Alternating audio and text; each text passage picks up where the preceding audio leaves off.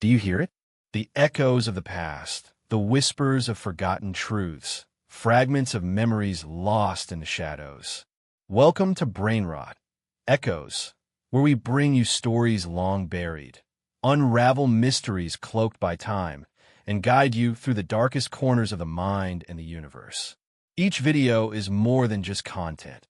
It's an echo resonating deep within, urging you to question, to wonder, to explore. Backend index pointing right, hit subscribe, turn on the notification bell, and join us in listening to the echoes the world tried to silence. The Accidental Consultant, a guide to not killing humans. Chapter 1, a lecture on how not to kill humans. The scratching of my pencil on paper, a solitary sound amidst the metallic clacks and high-pitched murmurs of the Valkyrie students.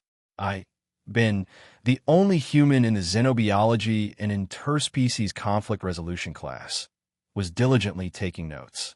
Professor Zixthal, 6 eyes gleaming like glass marbles, swiveled for to focus on a student who had just spoken, while the other 2 remained fixed on a holographic display of an astonishingly accurate human anatomical model. Crushing the trachea is indeed highly effective, Professor Zixthal's voice resonated, but we must consider the surprisingly robust musculature around the human neck. I shifted in my seat. Seat was a generous word for the mushroom-shaped things the Valkyrie used for perching.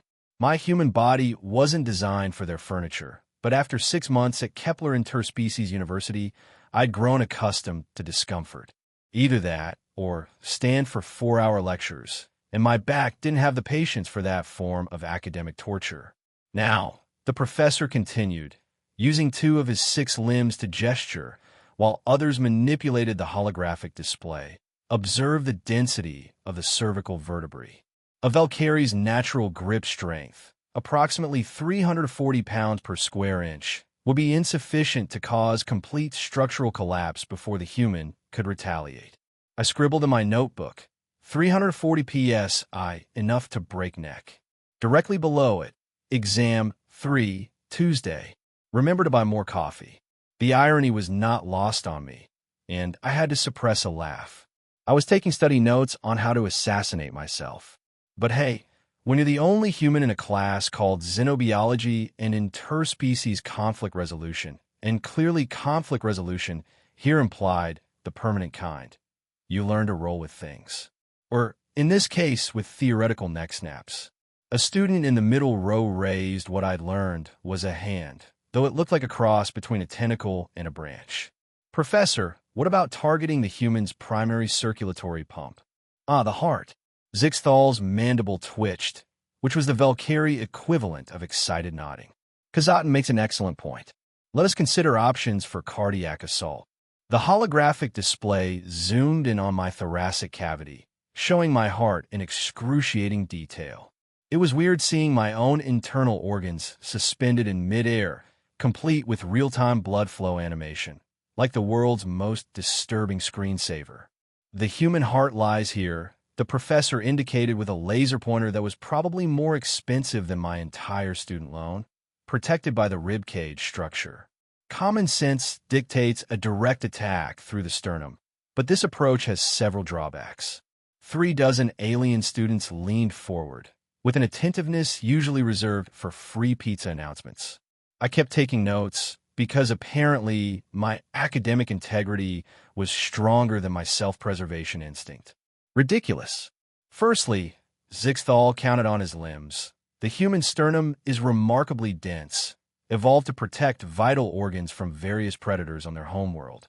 Secondly, the ribcage creates a narrow target window.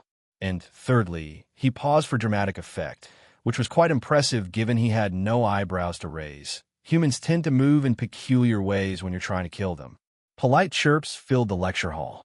Alien humor, apparently, it was universal. However, the professor continued, bringing up a new diagram. The heart can be accessed much more effectively from alternative angles.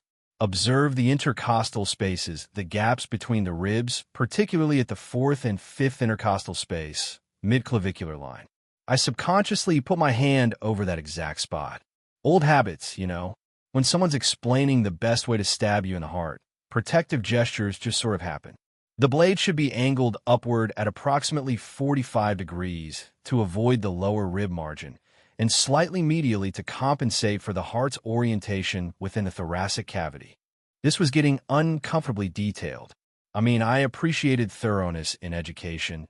It was why I was paying those exorbitant tuition fees. But there was something uniquely unsettling about listening to your professor explain the optimal angle to puncture your own heart, while 36 alien students meticulously took notes. A Valkyrie in the front row raised their limb. "Professor, would the approach be complicated by common human clothing layers?" "Excellent observation, Kra." The professor's enthusiasm was truly a sight to behold. You had to admire someone who could get this excited about the logistics of assassination. Human clothing indeed presents tactical considerations. Their fabric technology has advanced significantly, with some materials possessing surprising resistance to penetration. I glanced down at my hoodie, a faded blue one with Earth University emblazoned on it, the letters already starting to peel. Surprising resistance to penetration. It had holes in the elbows and a coffee stain that had achieved landmark status. If this was advanced fabric technology, humanity was in worse shape than I thought. Furthermore, Zixthal continued, humans have a peculiar habit of wearing multiple layers of clothing, especially in colder climates. You might encounter anything from a single fabric layer to multiple layers, including synthetic insulation and even metallic fibers in some instances. Metallic fibers? What kind of humans were they studying? I was wearing a hoodie and jeans, not medieval chainmail. Though given the current trajectory of this lecture, maybe I should consider upgrading my wardrobe. The professor manipulated the holographic display again, this time showing different blade trajectories through what appeared to be various clothing configurations. It was like watching a very specialized, very disturbing physics simulation. "Now, let us discuss the approach methodology," he said, bringing up a new display.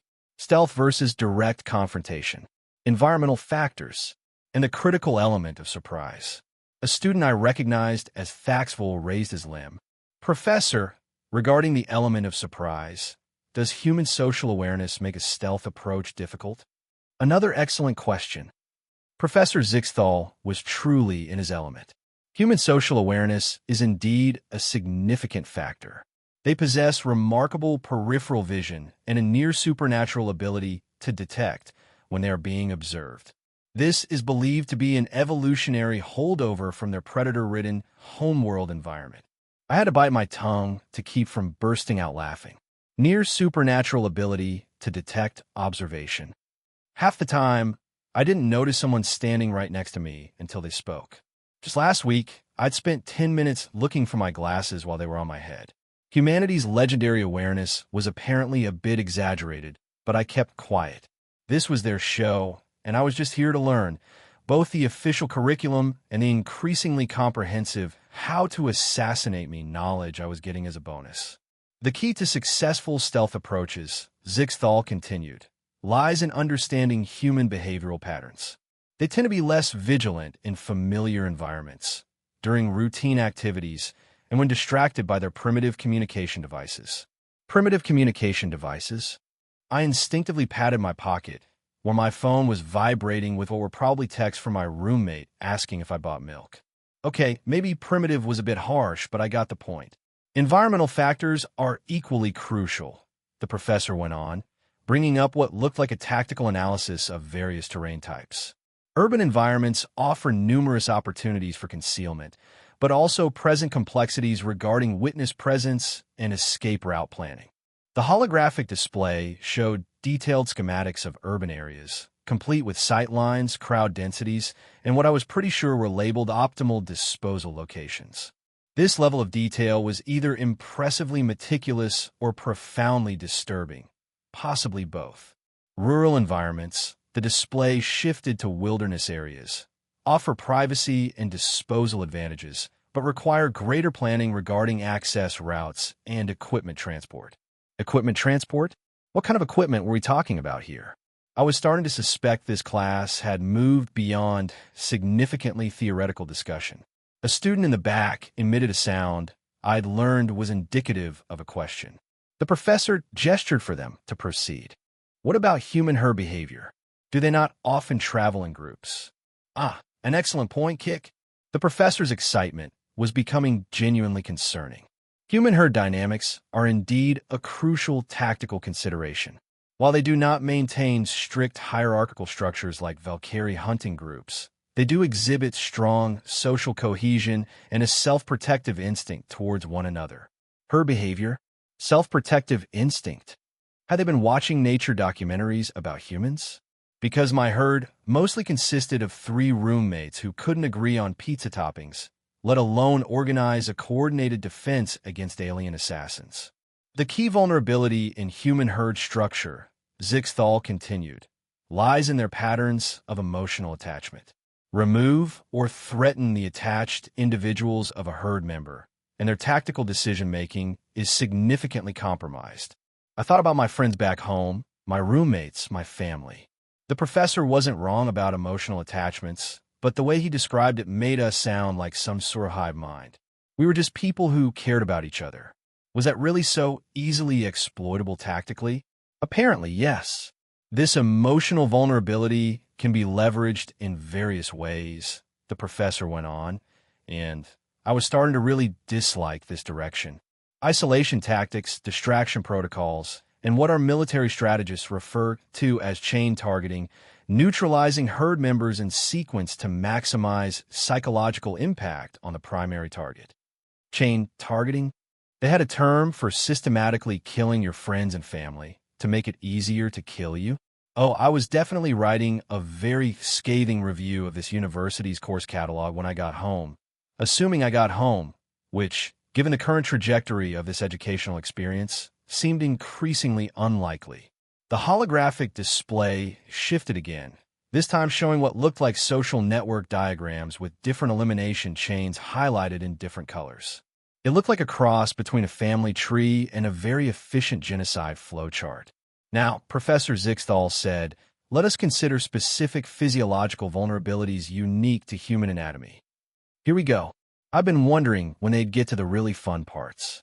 Humans, unlike most spacefaring species, evolved as persistence hunters on a high-gravity world with significant atmospheric pressure. This has led to several unique anatomical features, which are both challenging and opportunistic.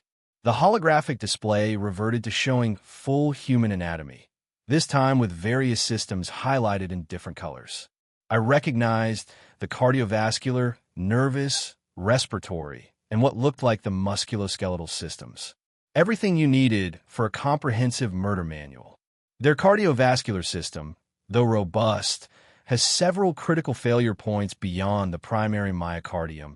The professor indicated various arteries and veins with his laser pointer. The carotid arteries here, the femoral arteries here, and the brachial arteries here all represent high-flow blood vessels whose severing will lead to rapid incapacitation. I instinctively put my hands on my neck, then my inner thigh, then my upper arm. It was like playing the world's most morbid game of Simon Says. Application of pressure points can also be highly effective, Zixthal continued, zooming in on the neck region. The carotid sinus, when properly compressed, triggers a parasympathetic response leading to unconsciousness within 8 to 12 seconds. 8 to 12 seconds. That was actually pretty accurate. I'd taken some martial arts back on Earth, and that timing was dead on for a proper karate chokehold, which meant these aliens had either done their research incredibly thoroughly or they had practical experience. I was hoping for the former, but increasingly suspecting the latter. The human nervous system also presents interesting vulnerabilities, the professor continued, highlighting the spinal cord and brain.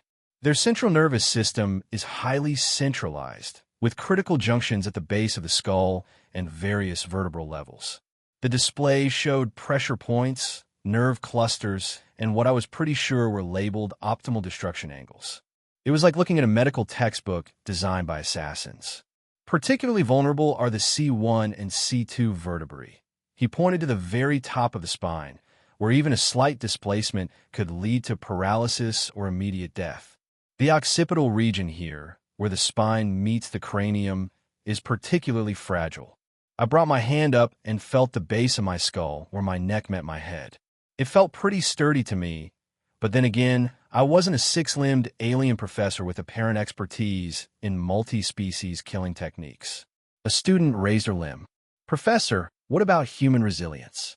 Do humans not possess an unusually high pain tolerance and rapid healing rates? Ah, yes. The professor's mandible twitched with excitement again. Human resilience is indeed remarkable and represents a significant tactical consideration. Their pain tolerance is approximately 40% higher than the galactic average, and their healing rate for non-critical wounds is among the fastest recorded. 40% higher pain tolerance? I stubbed my toe last week and whined about it for 2 days. Either the galactic average pain tolerance was incredibly low, or humans were tougher than I thought. This presents both challenges and opportunities, Zixthal continued.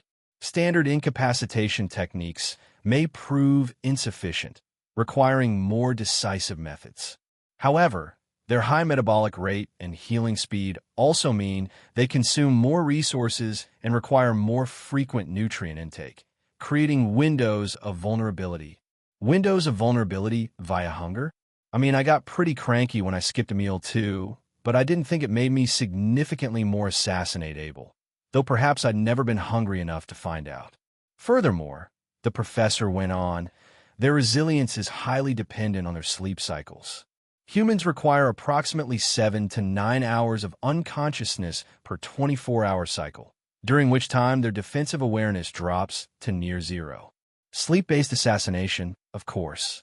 I made a mental note to start sleeping with one eye open, then realized that was impossible for humans.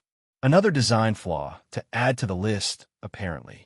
The lecture continued for another hour, covering topics ranging from environmental toxins effective on human physiology to exploiting human psychological vulnerabilities to something called post-termination disposal considerations. It was comprehensive, thorough, and utterly terrifying. Throughout the session, I continued to take notes, partly because I was a compulsive note-taker, it was a neurological habit, and partly because I was genuinely curious about the accuracy of their information.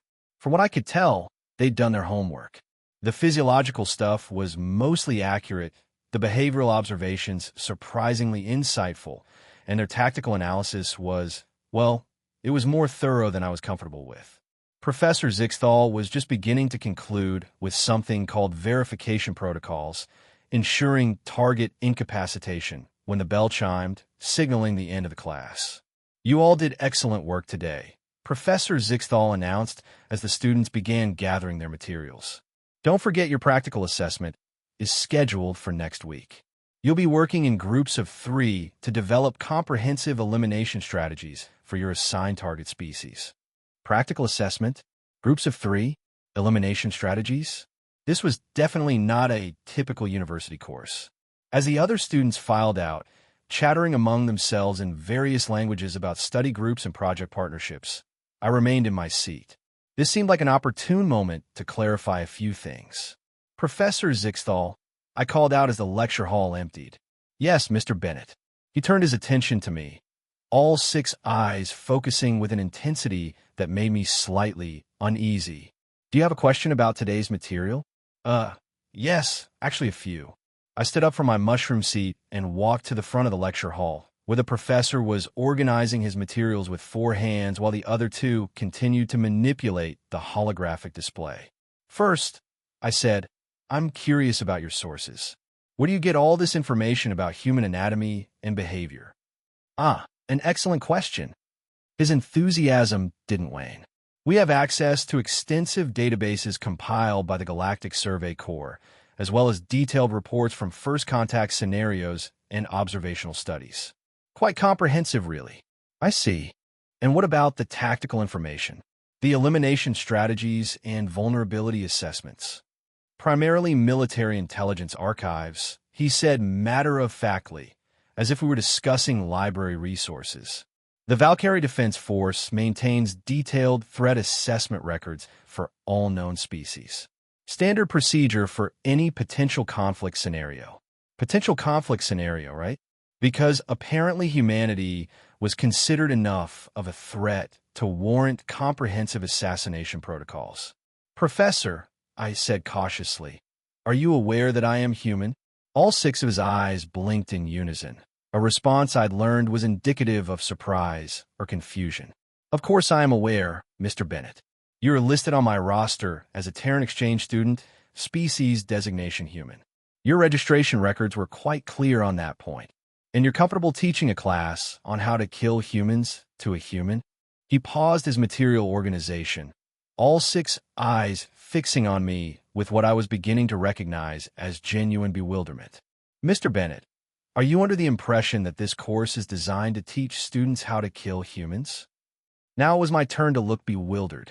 Yes, I thought it was. I mean, you've spent 2 hours explaining optimal strategies for killing members of my species. The course is called Xenobiology and Interspecies Conflict Resolution, and clearly conflict resolution means... Oh, my stars! The professor interrupted, his mandible twitching, which was the Valkyrie equivalent of laughter. Oh, my stars, Mr. Bennett. I believe there has been a significant misunderstanding. Misunderstanding? Yes, quite a substantial one. He set his materials down and turned to face me fully. Mr. Bennett, this course is not designed to teach students how to kill humans. It is designed to teach them how to avoid accidentally killing humans. I stared at him. What? The course title, Mr. Bennett, Xenobiology and Interspecies Conflict Resolution. The conflict we are attempting to resolve is the unfortunate tendency of Valkyrie students to accidentally kill their human classmates due to a lack of understanding of human fragility. The universe suddenly made so much more sense, and yet so much less sense at the same time. You see, Professor Zixthal continued. When the university first began accepting human exchange students 3 cycles ago, we had some incidents. No ill intent, you understand, just cultural misunderstandings and physiological incompatibilities. Incidents? Yes, there was the Welcome Week mixer, where Xtet attempted a traditional Valkyrie display of friendship by lifting a human student overhead and shaking them vigorously. The student required extensive medical attention for what your species refers to as a cervical spinal injury. I winced. Oh dear. Then there was the study group incident, where several students attempted to help their human counterparts stay awake for an exam by applying pressure to what they believed were alertness-enhancing points on his neck. Unfortunately, they applied pressure to his carotid arteries instead. That sounds bad. Quite bad, yes. The student lost consciousness and required emergency intervention. And then there was the unfortunate misunderstanding about human dietary requirements during a field xenobiology excursion, where students attempted to share their traditional high-energy nutrient paste with their human counterparts. What was wrong with the nutrient paste? It contains several compounds highly toxic to human physiology.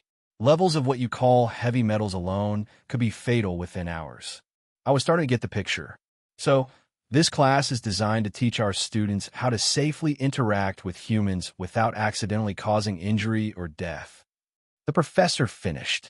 Everything we discussed today, the physiological vulnerabilities, the behavioral patterns, the environmental considerations, is all intended to help students understand what not to do when in proximity to their human classmates.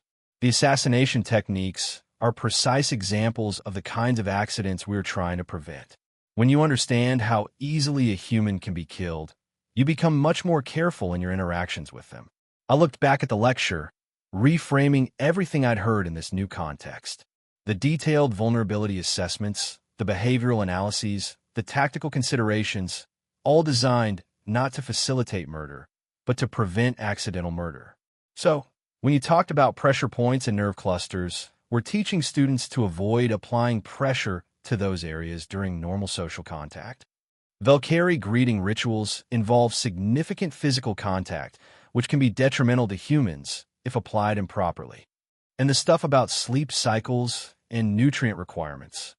Essential information for roommate compatibility and social planning. If you understand that humans require specific rest periods and have narrow dietary tolerances, you are less likely to accidentally poison them or disrupt their well-being through well-intentioned social activities. I slumped into one of the mushroom seats, my brain trying to process the complete shift in context of the last 2 hours. Mr. Bennett, the professor continued, I am curious why you did not speak up during the lecture if you believed we were teaching assassination techniques. It was a good question. Why hadn't I said anything? To be honest, I wasn't sure if I was misunderstanding something, and I didn't want to come across as culturally insensitive by assuming the worst. Plus, the information was actually pretty accurate from a human anatomy perspective. I figured that, even if it was a murder class, at least it was a well-researched murder class. Professor Zichthal's mandible twitched again. Mr. Bennett, your presence in this class has been invaluable for that very reason. Having an actual human on hand to verify our information and provide real-time feedback on our assumptions has dramatically improved the accuracy of our safety protocols. I'm not just a student. I'm a test subject. Consultant, he corrected. You are a consultant. And speaking of which, I was hoping you might be willing to help with something. What kind of something? The practical assessment I mentioned, where students develop comprehensive safety protocols for interacting with assigned species. This cycle, all groups are focusing on human-Valkyrie interaction safety. And you want me to help evaluate their protocols? Provide feedback on their effectiveness? Correct any misconceptions and help them understand the real-world applications of their safety planning. Precisely. I considered this. It was certainly better than being the subject of theoretical murder discussions, and it could actually be useful in preventing future incidents. What exactly would that entail? Each group will present their safety protocol to you, and you will provide feedback on its effectiveness. Think of it as a practical exam, where you are both the subject and the examiner. Why be compensated for this consulting work? Of course, the university's standard rate for expert consultation is quite generous. I thought about my student loan balance and my part-time job at the campus bookstore, which barely cover my coffee addiction. I'm interested, but I have some conditions, such as, first, I want a complete copy of all the research materials you've been using. If I'm going to be consulting on human safety protocols, I should know the information you're working with. Perfectly reasonable. Second, I want input on the curriculum. If there are gaps in your understanding of human physiology or behavior, I want to be able to directly address them. Excellent. Your insights would be invaluable. And third, I paused, realizing I was about to make a request that was either very smart or incredibly stupid. I want to enroll in the advanced course. The advanced course? You mentioned this was an introductory class. There must be higher-level courses covering more complex interaction protocols, right? Professor Zichthal's eyes blinked in rapid succession again. Mr. Bennett, the advanced course covers interaction protocols for multiple species simultaneously. It includes sections on interspecies group dynamics, complex social hierarchies, and multicultural conflict prevention. It is quite intensive. Sounds perfect. Do you realize you would be the only human in a class designed to teach safe interaction with humans, among other species? Professor, I just spent 2 hours listening to a detailed lecture on the optimal methods for killing me, and I took notes. I think I can handle whatever oddities the advanced class throws my way. His mandible twitched, a gesture I was learning to interpret as amusement. Very well, Mr. Bennett. I will speak to the administration about adding you to the consultant roster and enrolling you in the advanced course. Excellent. I gathered my notes and headed toward the exit. So, I will see you next week for the practical assessments. I will see you next week, he confirmed. And Mr. Bennett? I turned back. Yes. Thank you for not filing a complaint with the university administration about what you perceived to be assassination instruction. That could have been problematic. I grinned. Professor, this was the most educational class I've ever taken. Why would I complain about that? Chapter 2, The Interspecies Saffit Revolution. 3 weeks later. Mr. Bennett, could you please explain why Team 7's human calming technique protocol resulted in instantaneous unconsciousness? I looked at the holographic display, showing a Valkyrie student demonstrating what they believed was a gentle neck massage technique on a human practice dummy. The dummy's head was tilted at an angle that suggested severe spinal injury. Ah, Professor, they're applying about 200 pounds of direct pressure to the carotid artery, while simultaneously hyperextending the cervical vertebrae. That's not a calming technique. That's accidental execution. The three team's 7 students chirped anxiously while frantically scribbling notes. I see, Professor Zixtal said. And the correct approach would be light pressure, if any. Humans do not, in fact, require physical manipulation to achieve relaxation. Often, merely reducing environmental stressors and allowing for rest periods is sufficient. Fascinating, one of the team's 7 students said. So, humans can achieve a state of calm without external intervention? Most of the time, yes. We're not quite as demanding as your research has suggested. I was enjoying this consulting gig more than I'd expected. It turned out, being an expert on your own species was both easier and more complicated than imagined. Easier because I genuinely knew what it was like to be human. More complicated because I'd never had to explain that experience to someone with entirely different baseline assumptions. The past 3 weeks have been a whirlwind of practical assessments, safety protocol evaluations, and increasingly surreal conversations about human behavior. Each team of Valkyrie students had developed elaborate safety protocols based on meticulous research and entirely flawed assumptions.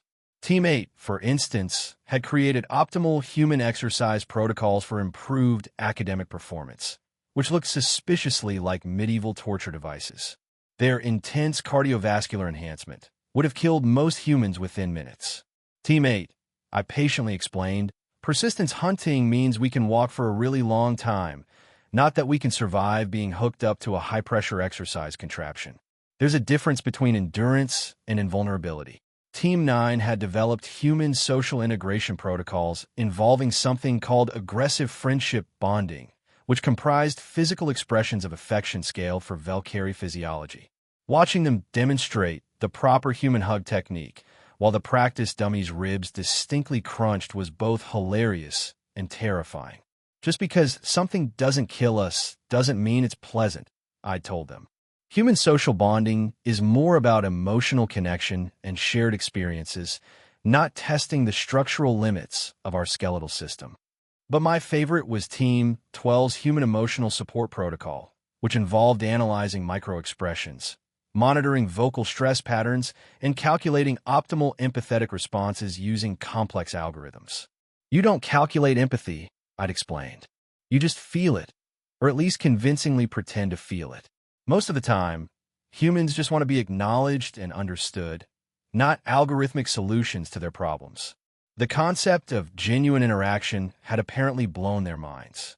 The idea that social connection could be effective without being predictable was revolutionary for them. You mean relationships should be more authentic than optimized for specific outcomes? A student asked, scribbling furiously. Exactly.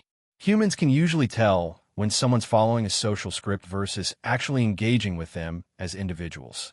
Professor Zixtal had been taking as many notes as his students. Imperfect caring is better than perfect indifference, he'd summarized, and I'd nodded. That's actually a pretty good way to put it. By now, 3 weeks into my unexpected career as an interspecies safety consultant, I had something of a reputation around campus. Word had spread that there was a human who could explain why certain well-intentioned alien behaviors resulted in accidental homicide. I had started getting consulting requests from other departments. Yesterday, the Department of Quantum Physics had asked me to review their lab safety protocols after a minor incident involving a graduate student who was accidentally subtly displaced from normal space-time during a routine equipment demonstration. He'd existed in a parallel dimension for 6 hours before they figured out how to bring him back. The temporal displacement was minimal, the department head had assured me. Only 6 hours, and he returned to precisely his original spatial coordinates. That's not really the issue, I'd replied. The issue is that you probably shouldn't be experimenting with dimensional manipulation around humans without extensive safety protocols. But the calculations showed perfectly safe parameters for carbon-based life forms. Did your calculations account for the human psychological reactions to existing in parallel dimensions? Because I'm pretty sure that's not covered in standard carbon-based life form specifications. It was clear that alien understanding of humans fell into 2 categories: incredibly detailed technical knowledge of our physiology and complete bafflement about our psychological and social needs. They could calculate exactly how much pressure it took to break a human rib, but they had no idea that humans might find parallel dimensional contact emotionally traumatizing. My phone vibrated with a message from my roommate. "How's the consulting gig?" I texted back. "Just prevented the Department of Quantum Physics from accidentally displacing any more students into parallel dimensions." Typical Tuesday. "Your life is weird, dude. Tell me about it." The advanced course Professor Zixthal had promised was starting next week, and I was actually looking forward to it. After 3 weeks of consulting on human safety protocols, I was curious to see how these same challenges would play out with multiple species interacting simultaneously. "Mr. Bennett," the professor approached me as the last Team 7 student shuffled out, still muttering about bubble dynamics and appropriate pressure thresholds. "I wanted to thank you again for your consulting work. The insights you've provided have been invaluable." "Happy to help, Professor. It's been educational for me, too." "Oh, how so?" "Well, it turns out I knew a lot less about being human than I thought. Having to explain it to someone else makes you think about things you always took for granted. Like personal space. I never really thought of it as an invisible bubble before, but that's exactly what it is. In friendship, I never tried to articulate what actually makes humans comfortable around each other." "The advanced course begins next week," he reminded me. "Are you still interested in enrolling?" "Absolutely. What species will we be covering?" "This cycle focuses on multi-species group dynamics. We will be examining real-world cases of interspecies cooperation failure and developing protocols for complex social hierarchies. The species mix includes Zephyrian, crystalline, hive minds, membrane entities, and quantum phase entities." Quantum phase entities? Beings that exist partially outside normal space-time. They have very specific communication requirements and extremely volatile reaction patterns to perceive threats. Last year, a student accidentally caused a quantum phase entity to displace 3 of their classmates 2 hours into the past. That was quite disruptive to the academic schedule. Time travel accidents. Fantastic. I was starting to understand why interspecies education required such comprehensive safety protocols. Sounds like exactly the kind of challenge I'm looking for. Excellent. I will process your enrollment first thing tomorrow. Chapter 3. Bridging Interstellar Cultures. As I walked back to my dorm, I contemplated how significantly my understanding of the universe had shifted in just a few weeks. I'd come to Keppel University thinking I was just a regular, perhaps slightly odd, but fundamentally unremarkable exchange student. Instead, I discovered that humans were apparently considered so fragile and unpredictable that an entire academic course was required to teach other species how to interact with us without causing accidental death or injury. We were the galactic equivalent of a soap bubble, beautiful, complex, and prone to popping if you looked at us the wrong way. But here's what really struck me. They care enough to create that course. Think about it. The Valkyrie could have simply said, "Humans are too fragile for interspecies education. Don't bother." Instead, they developed comprehensive safety protocols, hired expert lecturers, and required all their students to learn proper human interaction techniques. They wanted us here strongly enough to completely redesign their social integration programs. That wasn't just adaptation. That was true interspecies cooperation.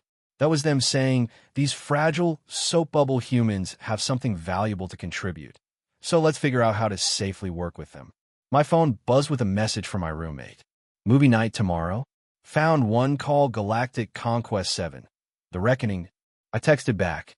"Sure, but I'm picking the snacks." Apparently, our food choices are more complicated than I thought. Long story. Involves accidental poisoning and heavy metal toxicity. Your classes are weird, dude. Tell me about it. By the time I reached my dorm room that evening, I had a whole new perspective on my place in the universe. I wasn't just a fragile human taking notes in alien murder classes. I was a cultural bridge specialist, helping different species understand each other enough to avoid accidentally killing anyone. It was a good job. Dangerous, but good. Tomorrow, I had my first meeting with the university administration about developing a formal cultural expert bridging program. Apparently, my success with the Valkyrie safety protocols had caught the eye of the Dean of Interspecies Relations. Mr. Bennett, Dean QRX had said in our preliminary discussion, your work has prevented more accidental fatalities in 3 weeks than our previous safety protocols did in 3 years. We are very interested in expanding your role. The formal program would involve consulting with various departments, developing safety protocols for different species combinations, and eventually training other cultural bridge specialists. It was exactly the kind of job I never knew I wanted to do. My roommate was in the common room when I returned, watching a Valkyrie action film, complete with dramatic displays of hierarchy and intricate combat choreography. How was class? He asked without taking his eyes off the screen. Educational. Learned about chain failure patterns in multi-species group environments and why you should never try to calm a human by applying pressure to their carotid artery. Nice. Pizza. Sure, but let me check the ingredient list first. Apparently, some of our food choices have broader implications than I realized. You're getting weird about food, dude. Dude, I'm getting weird about not accidentally poisoning my alien classmates. He looked at me. Wait, what? I grinned. Long story. Involves cultural misunderstandings, pressure recreation, and combat displays as a form of conflict resolution. Your classes are definitely weirder than mine. I settled in to watch incomprehensible alien action sequences while munching on carefully vetted pizza. All in all, it had been a pretty good day in my completely unexpected career as an interspecies relations consultant. Next week, I'd start the advanced course on multi-species group dynamics, learn about quantum phase entities that could accidentally send people into the past, and hopefully avoid any time displacement incidents of my own. Turns out, accidentally signing up for a class I thought was an alien murder class was the best career move I ever made. Who knew the key to successful interspecies relations was simply making sure everyone understood each other enough to avoid accidental homicide. Sometimes, the best education comes from the classes you never meant to take. And sometimes, the most important job you'll ever have is one that didn't even exist until you accidentally created it by sitting through a lecture on optimal human elimination techniques while taking notes. I raised my slice of pizza in a silent toast to the universe's ironic sense of humor. Here's to misunderstandings that lead to understanding. To fragile humans who turn out to be surprisingly adaptable. And to alien professors who care enough about not accidentally killing their students to develop comprehensive murder prevention curricula. The future of interspecies relations looked bright, as long as no one accidentally got displaced into parallel dimensions or time traveled during the learning process. Though knowing my luck, that's probably exactly what would happen next week.